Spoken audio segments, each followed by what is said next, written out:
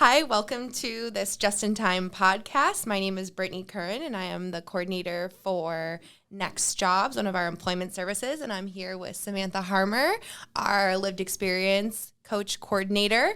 And today we're having our first collaboration to talk about a theory you may have learned in school. It's called Maslow's hierarchy of needs. It's something that we're both really passionate about, and we've kind of learned how you can apply this theory to your life, whether that's in your personal relationships, in your workplace. And so we're going to dive into an overview and then kind of go into some tips about how you can recognize where you're at different levels in this pyramid, and hopefully bring some more awareness to yourself. Great. Thank you, Brittany. I wanted to start first by just asking if you could talk about how you first came to understand the importance of Maslow's hierarchy of needs in your own life, and then how do you think that also kind of applies to other people in their lives, like just coming to understand how it's important. Yeah, so for me, I was going through a really tough relationship, and when I was in that relationship, I was in school, I was working, and I wasn't able to finish my papers. I also wasn't getting any sleep. I noticed myself being really irritable. I couldn't really function, honestly, and I didn't know what was wrong with me, and I thought I could just keep going and be a hamster on a wheel. And it took me to have to really slow down to realize that, those things that are so crucial, which are called our physiological needs, our sleep, our water, food, shelter, clothing, all of these things are basic needs, and if we don't have these things at the base of our basic needs met, then how are we supposed to move on with our lives and accomplish our goals? And so for me, it took slowing down and really realizing that I didn't have these needs met in my life, and that I wasn't living in a safe space as well, to realize how I could apply and bring this to my awareness to do something about it. How about you, Samantha? What brought Maslow's, what made that part of your life and made you passionate about using it today? Yeah, I think it's very similarly to you. I found myself in a place in my life where I was just constantly like, go, go, go, go, go, right? It was during COVID, and I was trying to triple major at UCSD, and I was working 2 jobs, and I just felt like I always had a million things on my plate because I wanted to graduate, and I wanted to have job security, and I wanted to have stable housing and all these things, right? And so I would just wake up every morning and have 5,000 million things to do. And I realized that during that time I was neglecting a lot of those like very small things in my life. Like you mentioned, like I wasn't eating regularly, or I wasn't getting outside, I wasn't exercising, I wasn't really fueling myself from the inside. And so that just created so many problems in my life. I suffered from an eating disorder, and I was really depressed, and I kind of just felt like I was putting so much energy into things that wasn't bringing me a lot of pleasure, but I didn't know why it wasn't bringing me pleasure, because like I thought about, oh, if I just had job security at the end of college, or I could rely on these 3 majors, or I could do this and that, I would be happy. But I wasn't happy, and I couldn't figure out why. Until I kind of dove into like Maslow's hierarchy of needs, and kind of learned how we all have those different levels of needs.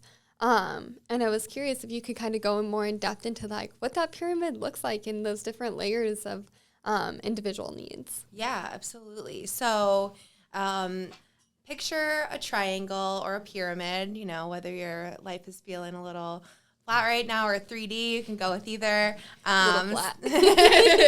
So on the bottom of this pyramid are our basic needs, which are called physiological needs. Those are those needs that we need, which are air, water, food, shelter, sleep, clothing, and reproduction. So if you can picture that as the base and your basic needs, and those things are the things that you need in order to survive as a human being. So if we don't have those met, how do we think that we're going to be able to accomplish our goals and our dreams? On the next level of Maslow's is our safety needs. And these can look like a lot of different things. They could be the home that you live in, you know, in the environment that you're in, whether that's a workspace or your home. Your personal security, you know, that could also include your financial security. Are you working a job that you're not getting stable hours, or you're working a job where you're, you know, doing Postmates like I did, and it was great, but I wasn't getting a stable income from that. Also, you know, having employment is another safety need as well, because that's where your income comes from, as well as resources and health and your property. So, you know, if you've ever been in a situation where, let's say your apartment got broken into, or your car got broken into, or something got stolen, that, I don't know about you, but for me, that feeling of like loss, and it really hits you hard when it's like someone's invaded your space. So you can kind of think of your safety needs as your privacy, your space, your things, all the things that are going to get you honestly, like sometimes you need those employment and those, you know, the income in order to then get your shelter. And so we'll talk a little bit more about how you can fluctuate between the levels. Mm-hmm. But above your safety needs, we have love and belonging. And so that includes friendship, intimacy, family, and your sense of connection. And I would say, as an organization in the San Diego community, Just in Time definitely falls in line in having the sense of connection. And we'll get more into that too. Above your love and belonging, you have your esteem. So what your esteem looks like is your respect, your self-esteem, your status, recognition, strength, and freedom. And then the very top level of Maslow's is self-actualization. And that's the desire to become the most one can be. And I think looking back on the situation that I was in that made me, you know, aware of Maslow's and how it applied to my life is I was in a place where I didn't have these bottom level needs met, but I really wanted to get to self-actualization. And I think there's a stigma in our society as well, as you have to be in a certain place when you're 21, 22, 25, right, 30, or, you know, you have this expectation of where you're going to be. And so we kind of want to jump levels, I think, when we're in our 20s. At least that was for me. And there's things also that we don't heal from our childhood that continue to come up that also can prevent us from getting to those next levels. And it really does take slowing down in our lives to really address some of those things that, you know, those are traumatic events and things that may affect us as adults that are preventing us from, let's say, maybe our self-limiting beliefs or the fears that we have of getting a job or getting fired from a job, and all these feelings that we have maybe holding us back from, you know, moving up in different levels. So those are the 5 different levels of Maslow's, and that's just a brief overview. I'm curious because we've talked a lot about the different types of levels, and, you know, you say like it prevents us from moving up, or, you know, if we accomplish this, like for me it seems like, well, no matter what, we need to have air, water, food, like those physiological needs, right? But with the rest of the levels, are you able, like, do you need to have safety needs met before you go on to love and belonging, or can you have one that's higher up without the one that's lower down? Like, how does that kind of work? Yeah, you know, I think these levels fluctuate. The physiological, a lot of times, you know, air, that's non-negotiable, right? Water, non-negotiable. Food, non-negotiable. Shelter, you know, if you want to be able to, that's tough because, you know, you could be in a situation where, let's say, you don't have a stable home, but in order to get a stable home, you need to have a job, right, to be able to pay for that stable home. So there are places where you can fluctuate. I think the important thing is just being aware of where you're at and the actual need that's not being met, and prioritizing that need. So if you are, you know, let's say you're looking for a place to live, but you don't have income to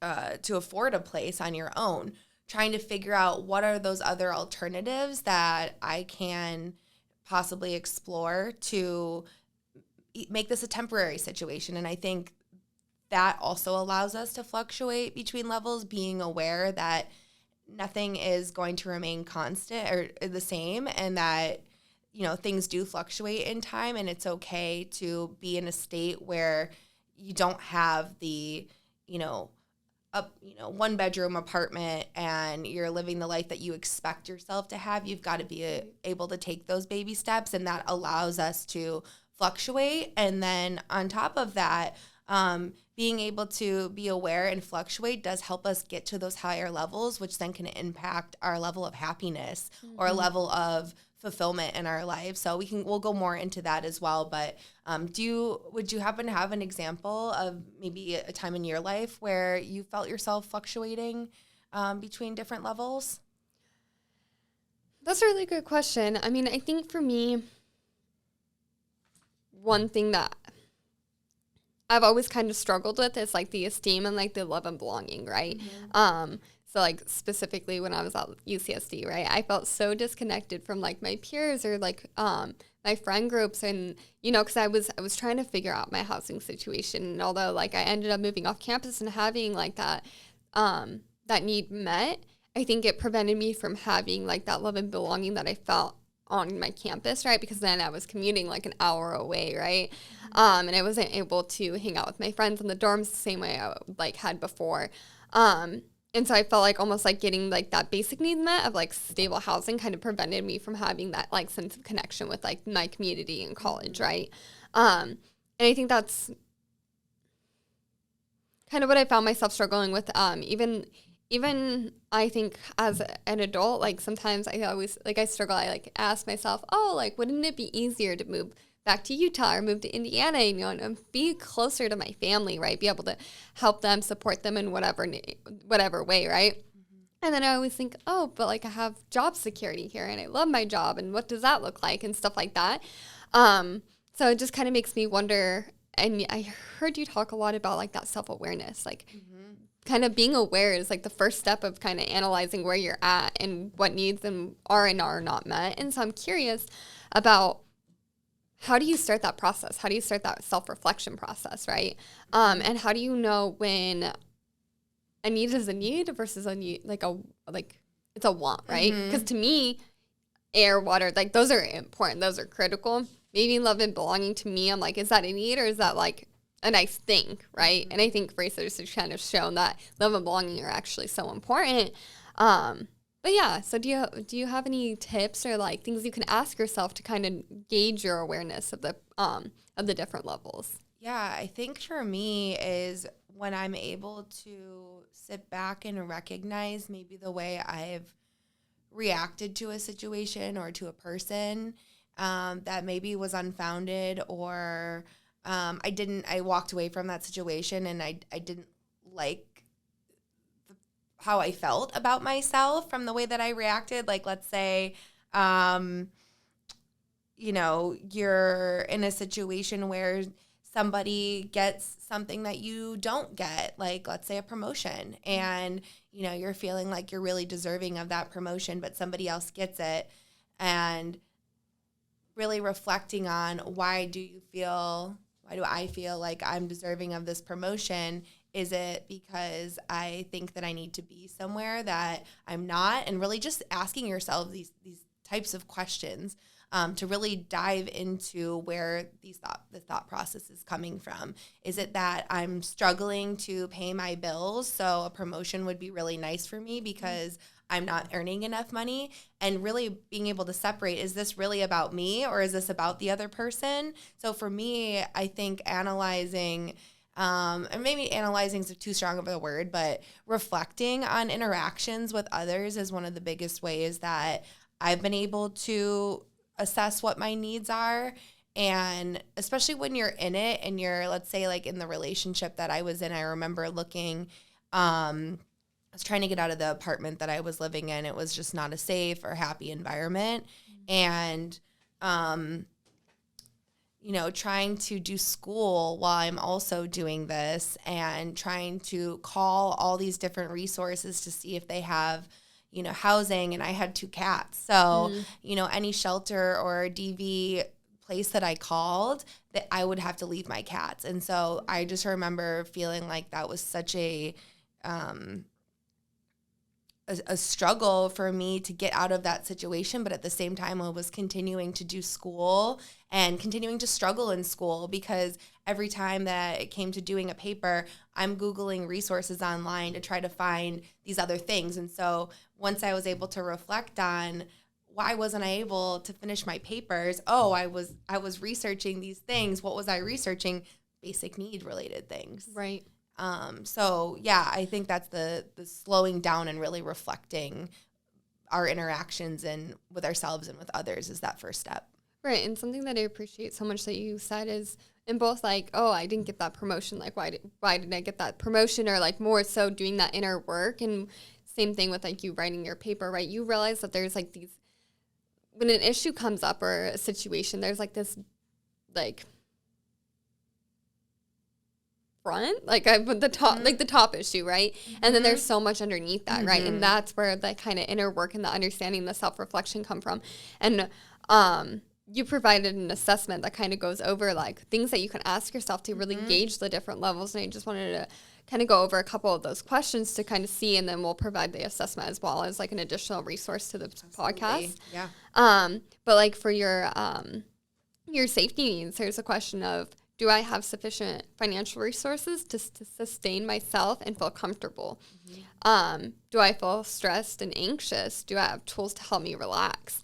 And so I think just looking over this assessment, it brought so much clarity to me about, you know, where I'm at in the different levels. And then also knowing that like one bad day doesn't mean that you don't have your basic needs met, right? I think that's important to know as well.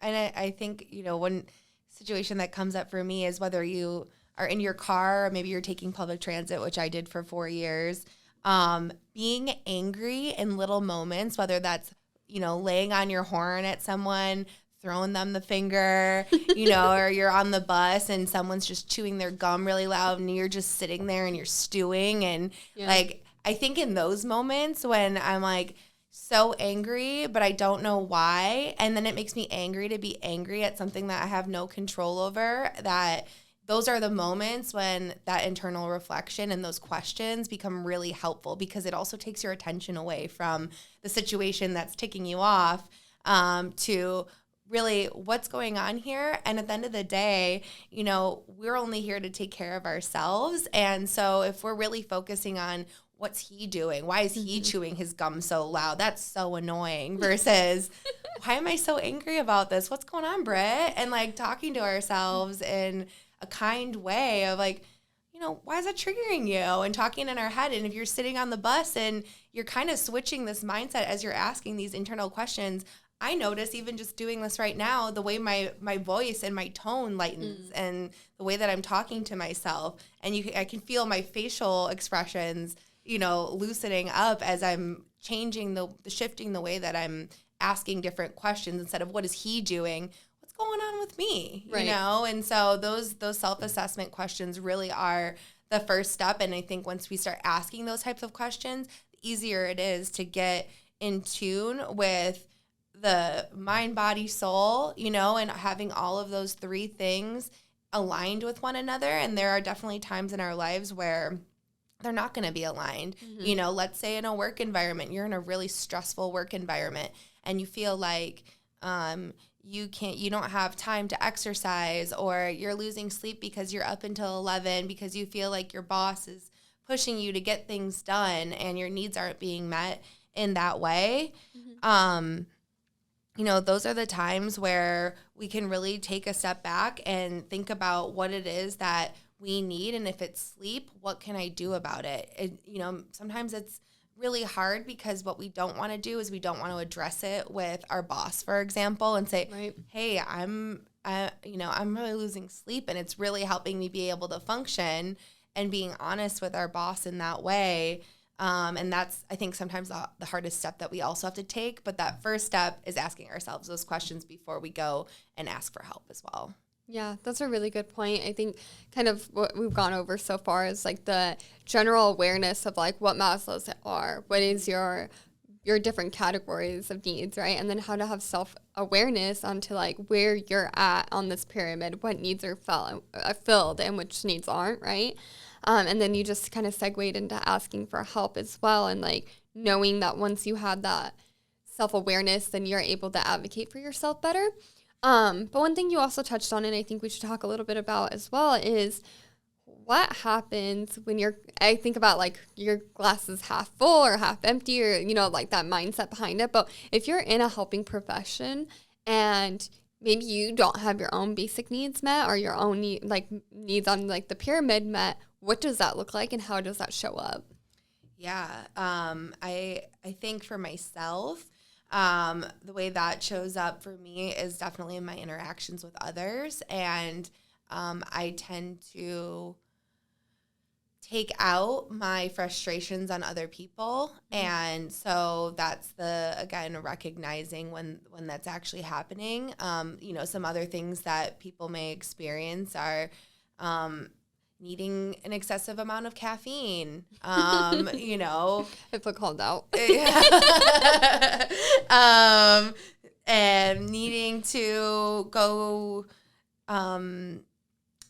you know, turn the lights off and your eyes are strained, or knowing that you need to stretch your legs, but you're just refusing to do so because you're so tired, or, you know, like actually physically denying yourself some of those physiological things that could help you feel stressed. I know I do that. Like when I'm really stressed and I have, you know, a lot of things on my plate, I'll skip lunch. Mm-hmm. And so that's a great example of something where I'm like, oh, I'm skipping lunch. Like, why am I doing this and what's going on? And those are things that come up for me. Is there anything that you can think of? I mean, I do the same thing, like skipping lunch. Like now I'm stressed and hangry. But the other thing I think that comes up a lot for me too is I get into my agenda. So like if a participant comes to me and like they're talking to me about a situation, right? Like I might get in my agenda and refer back to my own beliefs or assumptions or things that have worked well for me and haven't worked well for me. Mm-hmm. And I tend to put that more onto the other person, right? So I'm not really sure why I do that, actually. Like now I'm thinking about it, but it's like I think I'm, you know, when your basic needs aren't being met and, you know, you're for me, I get into like this mentality, this negative mentality of like life sucks, everything sucks, right? Mm-hmm. And so I think that shows up in like my day to day, because if I am talking to a participant, they're going through it and I want to relate it back to the misery I'm going through, right? Yeah. But that isn't helpful. That's not helpful because that takes away from the other person's experience. And it kind of perpetuates that negative mindset. And so I have to be so intentional, like, hey, if I'm having a bad day, if there's a lot of stuff going on in my life, like I need to check it out the door. Because right when I walk into my office, like that's the time I'm choosing to be intentional with participants. That's the time I'm spending to be intentional with my colleagues, right? Because that's what, at least for me, like that's what I'm there for. That's like the part of my job that I love, is like connecting with people and helping people. But it also sucks when you have to balance, like, okay, you need to help yourself and all these other people, right? And I think that's why it's so important to go back to, like, what started this conversation is, like, small needs, like, not skipping lunch, waking up and going on a walk, like, having water, having sleep, like, getting a proper 8, like, I'm somebody who sleeps a lot. Like, if I can't sleep, I can't wake up the next day and be in a good mood off 6 hours of sleep. Like, I need 7 to 8 hours, sometimes 9, and that's okay because that's what works for me. But I know other people can totally be okay on 6 hours of sleep. But you just have to know yourself and know what starts to impact your negative mindset, or like your inability to get the needs that you have, because everybody's needs are individualized, right? I see it on TikTok all the time, but like people who are living in like buses, like I would never feel like my safety needs would never be filled if I was like living in a bus traveling across the world. Like that seems so cool, but I think I would always feel like that in like the instability of it, right? But clearly it works for so many people who absolutely love it, you know? So it's also important to know that like when you look at Maslow's, your needs are individualized. Like it's going to look different for me. It's going to look different for you. It just looks different for everybody. So you have to know how that shows up for you in your own life. Right, exactly. And like before you can do anything about it, which is the next step, is being aware of that. I know, like, for me, I think it was yesterday, actually, I was feeling really stressed, and a lot of things on my plate, and I came back to an email, and I'm not going to name names. I came back to an email that was urgent, and it was, from someone in another department that needed something, and you have to recognize those feelings that come up for you too. My heart started fluttering. I had some stuff in my stomach, feeling like it was, jumping around, and I could feel, tension in my body. I can feel, sometimes for me, it's like I feel like it's not pain, but it's like a shooting energy going outside out of my fingers, and I get really tense. And I have to know in those moments, okay, what are these like body things that are coming up for me? And then what do I do about it? Number one is don't respond to that email, right? Don't react in a time, because what's urgent to someone else, it may not be urgent to me, but it's also my job to not put onto them the stress I'm feeling just getting an email from them and giving me an ask, because they didn't do anything wrong asking, right? Like it's more about what I'm going to do with that information that's given. So I would say before I became aware of Maslow's, something I would have done was A, respond to the email, B, probably gone to my supervisor to vent, which isn't a bad thing either. But what I did instead was, I hadn't taken my lunch that day. I texted my sister to vent really quick. And then, I got in my car and I looked at my grocery list, and I needed dishwand sponges. So I was like, I'm going to go to Vons and go get myself some dishwand sponges.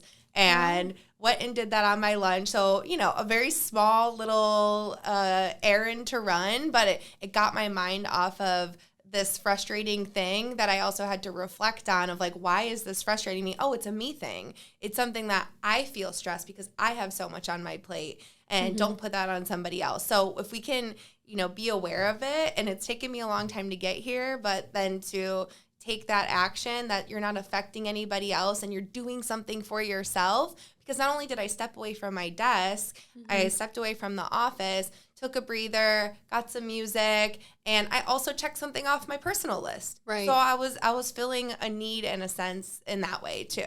Yeah. So what I'm hearing you say is like, if you're having a bad day, go to Vons and get some sponges. Get some sponges. Yeah. Get some stuff to clean, if that's your thing. But that's individualized to me, right? Too. So maybe it's not getting dish sponges, but maybe it's putting on your favorite playlist. Yeah. Something like that. Music. Yeah. But always, I would say, like, if you're frustrated, you start feeling those tensions in your body, step away, like walk away. It's okay to tell somebody, hey, I need to take a walk for a second. I'm just going to go take a breather. And the more you do it, the more comfortable you become with saying it in a really like open, almost like loving way that the other person isn't receiving it as that they did something wrong. Because I could have thrown my arms up and said, oh, I'm getting out of this office. And, then I'm just kind of perpetuating the feelings that I'm having inside. So again, that's actually probably making those needs at the lower bottom of the pyramid being exacerbated a little bit.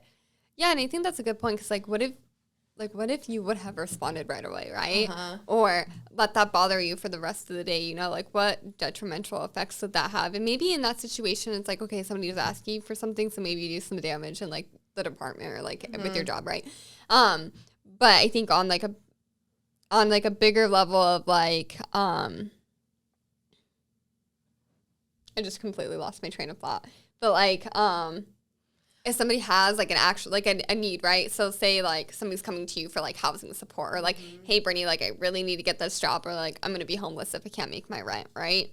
And you're feeling like you're going off of zero right now. You haven't had your caffeine for the day. You didn't get a good night's sleep. You didn't eat breakfast, right? You have all these things going on. Like, the effects that can have on the other person's life because you're not showing up 100% are pretty extreme, right? Because if you can't put your whole attention of like, hey, let's do this resume together. Let's make sure it's good. Let's make sure you know how to do the interview. That person might not get that job. And then it can have like that domino effect. And that takes it to like a very extreme. But I think that goes to show is like something as small as getting up, walking away from your computer when you get a super annoying email, and like taking care of your instant needs, going and checking something off your to-do list, or something much bigger. I think it applies no matter what, Yeah. but you have to be aware of the way that you're showing up and how it impacts the people in your life around you, right? Absolutely. And one example was when I was looking for a job before I came to Just in Time, and I was in a really toxic environment, the job I was currently at, and super stressful every day. And so I was interviewing. It was a virtual interview during COVID, and I was interviewing, and the interviewers were asking me questions, and, reflecting on it later, I didn't realize this in the moment, but I was talking negatively about the employer that I was currently working for because I was so frustrated. Right. I wasn't able to separate, like you're talking about, being present in that moment to be able to move myself forward and really show up the way that I want to show up, because I was still affected by the fact that I wasn't getting my needs met, whether that was income, the social relationships at the job with my supervisor, all these things that were frustrating me, prevented me from taking that big step. And I mean, thankfully I didn't get that job and I'm here right now, but I do think that that's another way that it can translate when it comes to whether it's like finding employment or finding housing. And when it comes to finding employment, you have to treat finding employment like a job. Yeah. You have to put your energy into it. And that's where we can talk a little bit more too about going up, and going between the different levels, because it does take some of that energy, whether that's your esteem, your connections, right, to put yourself out there. And if you feel like your needs aren't getting met, it's really hard to show up in a good mood or, put yourself out there. And so some of these tools of self-awareness kind of allow you to make that distinction and separation in those moments that allow you to fluctuate between those different levels. Yeah, that's a really good point. And just to think, like, you showed up for that, like, interview and you probably were like, wow, like, Brittany's a really negative person, or like somebody who like talks crap on everybody. And like anybody that knows you just knows that that's not the case. Like, you're so positive, right? But that's how you showed up in that moment. And so they are going to attach that identity with you, right? Regardless of whether or not that's like true to who you are. So that was such a good example. Thank you. And, speaking of identity as well, and going back to what you had said about really knowing yourself as being an important piece of all of this too. And it really is a process with that. And I think one of the things, is knowing yourself in the strengths that you have and your weaknesses as well, and being able to identify those things. And, you mentioned positivity. I know from taking my Gallup Strengths Assessment, that's my top one on my list. And that's something that I grew up with, my whole life, of my dad telling me, be positive, to the point where when I was 21, I got a tattoo on my foot that says that. And so it's funny because now that as it comes full circle in my life, and you're telling, I'm sitting here and you're saying you're a really positive person, I know that about myself enough now to be able to share that with others. And then also when I'm in those negative moments to come back and say, it's okay to be in this state that you're in right now. That's not who you are, but it's also okay to feel what you're feeling in those current moments. Right.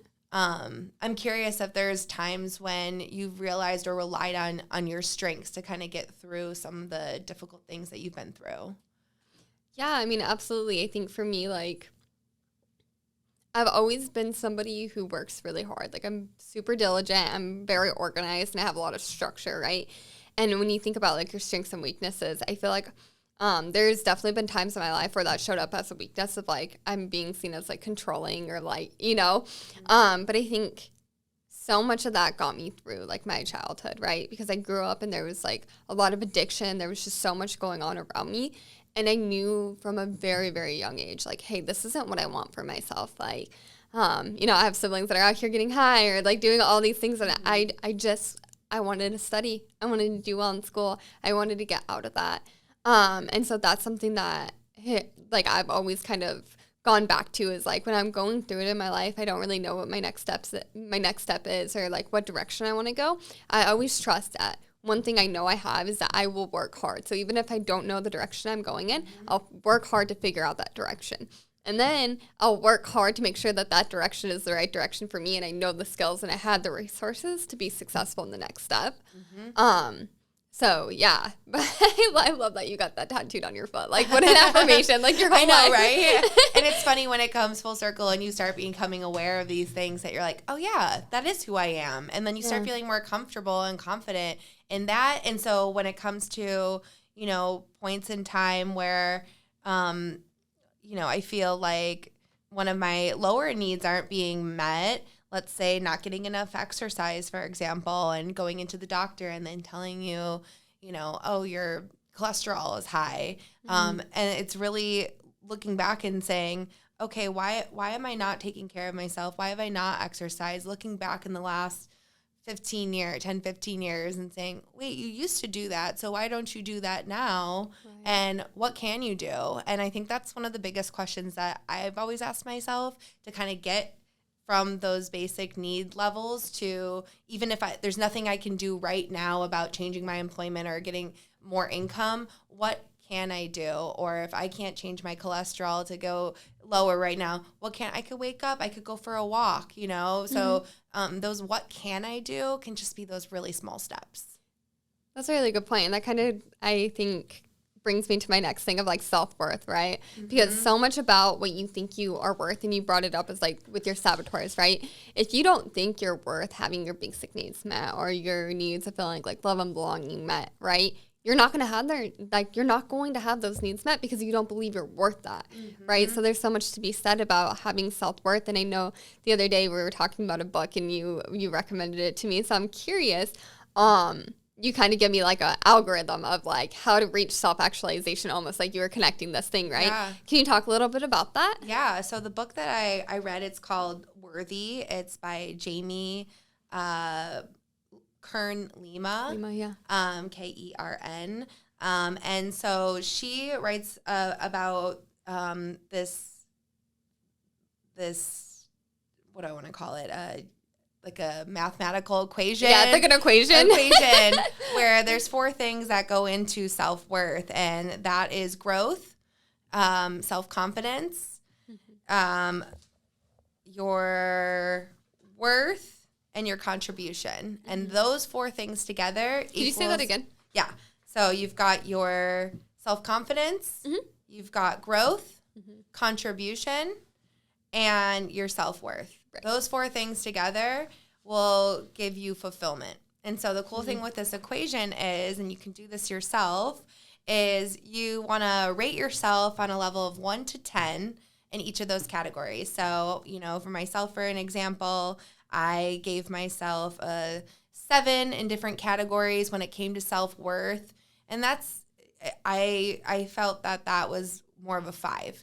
And so what you do is you take the addition of your self-confidence level, your growth level, and your contribution level. So for me, I felt like I was a 10 in contribution because I'm in the helping profession. And then 2 7s, right? So I've got a 10 and 2 7, so 24. And then I had the multiplier, which is your self-worth.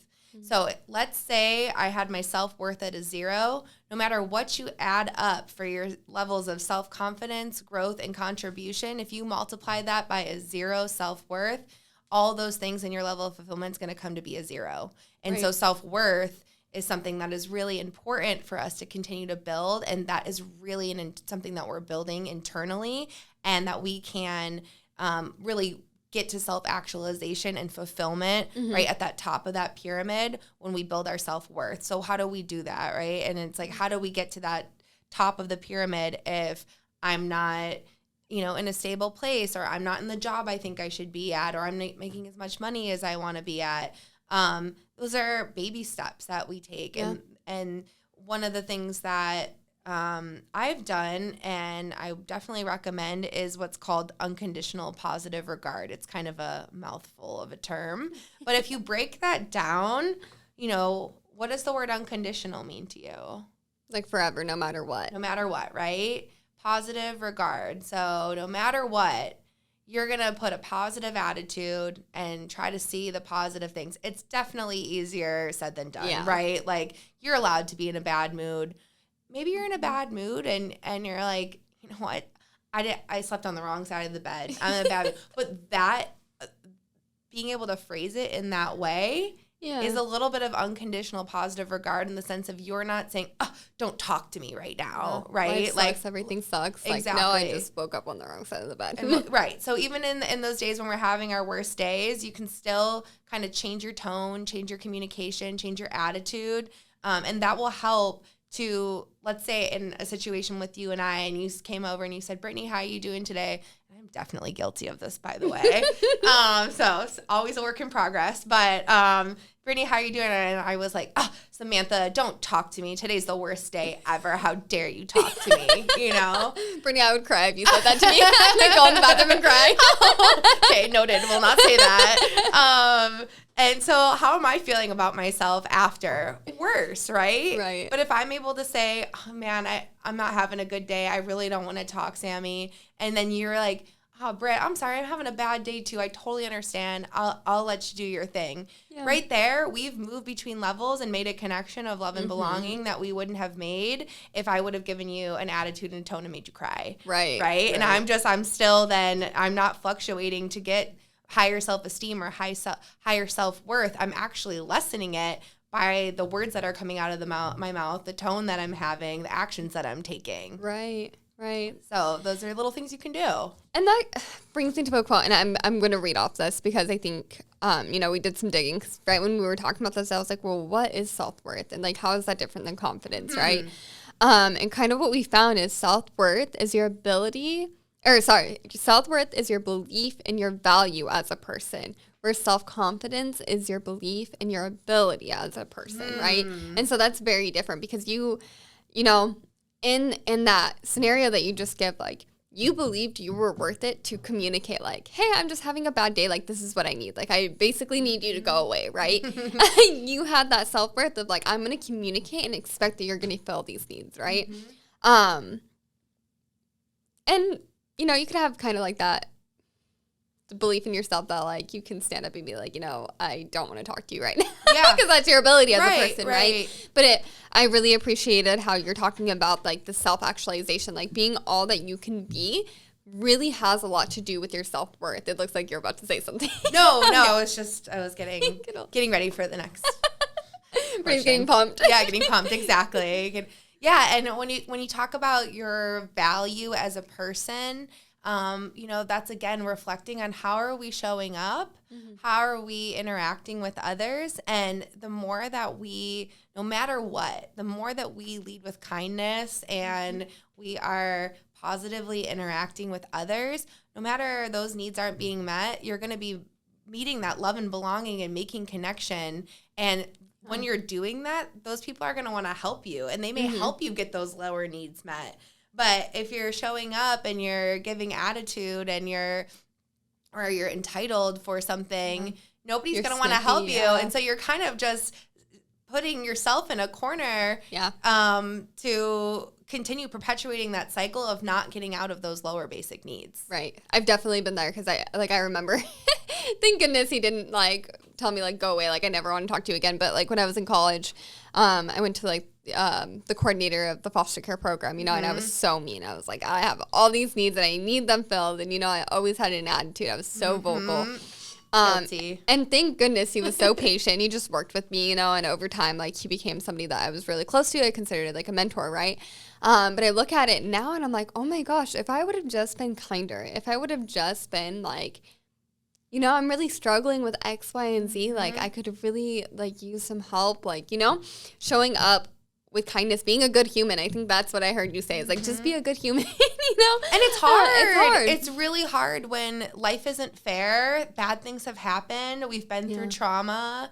You feel like you're not where you're supposed to be. And I know something I've really struggled with is feeling like this is where I should be at 25 or where I should be at 30. And the pressure of society that I'm like, wait, where is society talking to me? Like, oh no, it's in my head. It's on Instagram. It's on TikTok. And talking about little things that we can do if we're aware and recognizing I'm sucking in all this information from Instagram and TikTok that's actually, when I put my phone down, I feel even worse about where I'm at in my life because I've looked at, Mary and Joe who are showing their best life on a yacht that honestly, like, we don't know the backstory of it, but only thing it's doing is hurting us because we're creating some story in our head of what we think this person's glamorous life is like, and that's where we should be too. Yeah. And again, like you mentioned, individualizing and knowing who we are, what our strengths are, and then, we talked about self-worth with,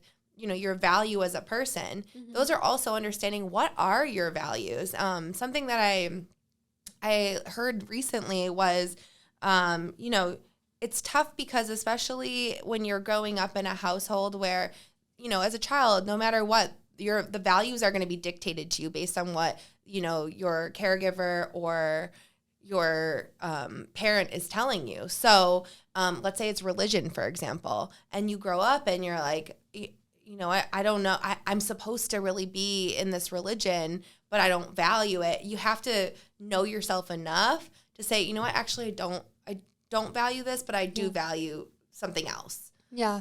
So, I appreciate you saying that. And I do want to do some key takeaways just for like this segment. But I think just starting off with like recognizing and addressing your own individual needs, right? As we talked about, your needs are going to be different. There are basic human needs that everybody needs, but also the way you prioritize them might be different. So just recognizing those. I think I would like, you talked a lot about self-care, right? Finding supportive relationships, setting goals, pursuing things that bring you fulfillment, right? Eating lunch. If this has taught you anything, eat lunch. Yeah. And then also knowing how the difference between self-worth and self-confidence and what that does for your ability to come to self-actualization. Because you're right, if you're like scrolling on Instagram and you're looking at the success of the other person and now you are miserable because of it, you might not feel like you deserve that or X, Y, and Z. You're not going to be able to feel like you are all that you can be in those moments, right? Absolutely. Talk to yourself kindly too. The first person that you can start with and talking kindly is to yourself. Right. And so I think if there's anything that, we can take away or I've taken away from Maslow's as a whole and those different levels is really just knowing ourselves and recognizing where we're at. And it's okay to be where we're at right now and that it can change and that it can get better as well. Well, thank you so much, Brittany. Thank you. I'm so glad we did this. Me too. I hope it's helpful.